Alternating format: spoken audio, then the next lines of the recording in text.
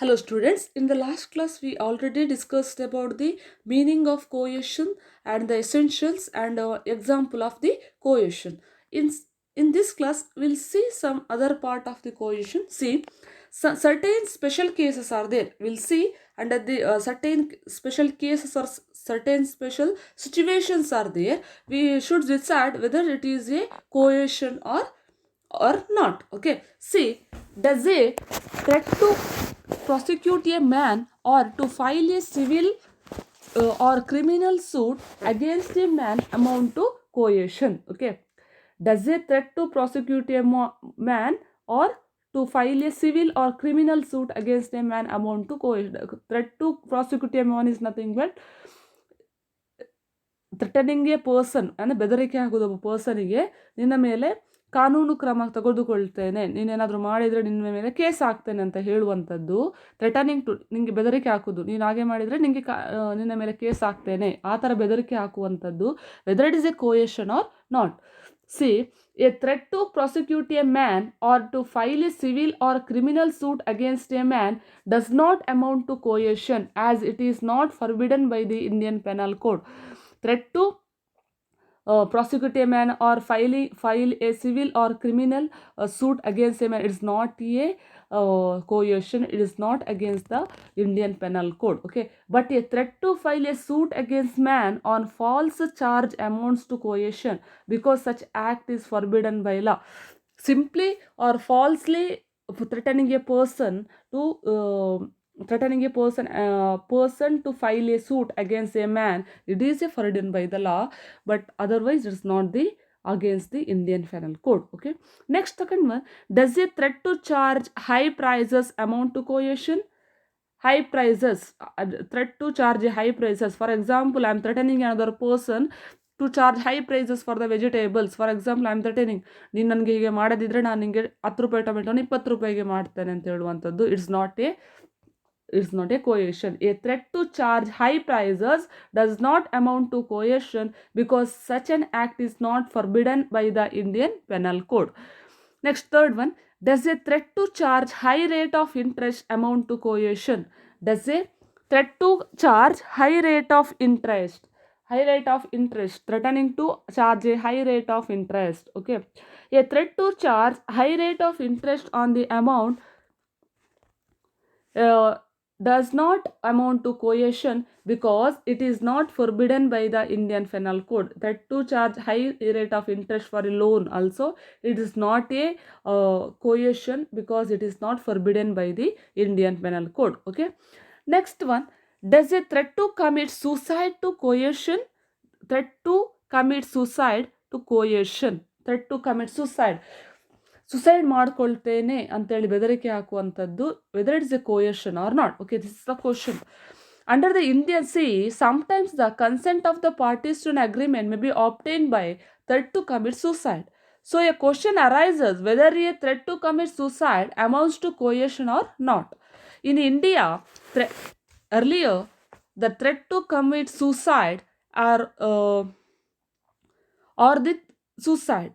Okay, neither suicide or threat to commit suicide is punishable under the Indian Penal Code. Means it's not the threat to commit suicide or the suicide is not punishable under the Indian Penal Code. Only the attempt to suicide is considered to amounting to coercion before. But after a particular case, the case is Chikkamammaraju versus Chikkam Sheshamma. Okay, under that cases, what happened means, a person held out to his wife and son a threat of committing suicide. He feared if they did not execute a release deed in favor of his brother. A person threatening his wife and son, okay, to commit suicide, if that particular wife and son did not execute a release deed in favor of his brother, then the wife and son is not release a deed against that person's brother, means that particular person threatened to suicide. The wife and son executed release deed in the, okay, after the threatening, the wife and son released the deed. Later on, the wife and son filed a suit to set aside the document.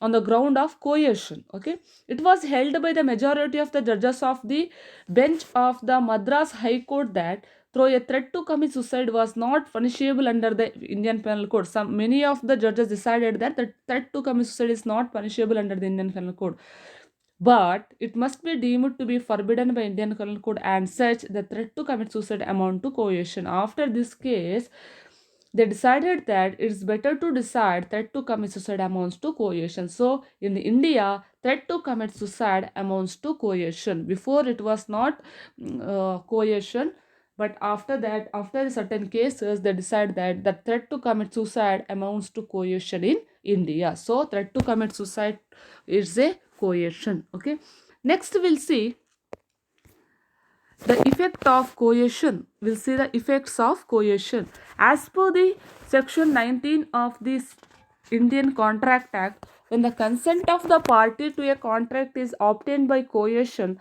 the contract becomes voidable at the option of the aggrieved party. It's a voidable. The person can avoid the contract. Okay, so as coercion, if the consent of the parties to a contract obtained by the coercion, the contract becomes voidable. Aggrieved party, the acceptor, he can what forbid he can avoid the contract, and the aggrieved party must return the benefit what he received before, and the particular person, he can avoid, the aggrieved party can avoid the contract if it is for example, any person threatening me to pay 1000 rupees, okay, means I can avoid the contract. Okay, we can avoid the contracts and it becomes avoidable. And but the aggrieved party means, in for example, I am a aggrieved party means I have to return the benefit what I have received. For example, they threatening me to pay 1000 rupees for 1000 rupees for 1 kg of rice. Okay, and I received 1 kg of rice. Now they are threatening me to, otherwise they are threatening me to, they are threatening to kill me. Okay, they are ready to kill me, threaten to kill me. So in that case, I can avoid the contract, but I have to return the benefit what I have received. Means I have to return the rice what I received from the other party. So aggrieved party have to receive, have to return the benefit what he received before. Okay, and he can avoid the contract. That particular contract becomes the voidable. This is the effects of the contract. Okay, and under this particular coercion, there is one case law, that is,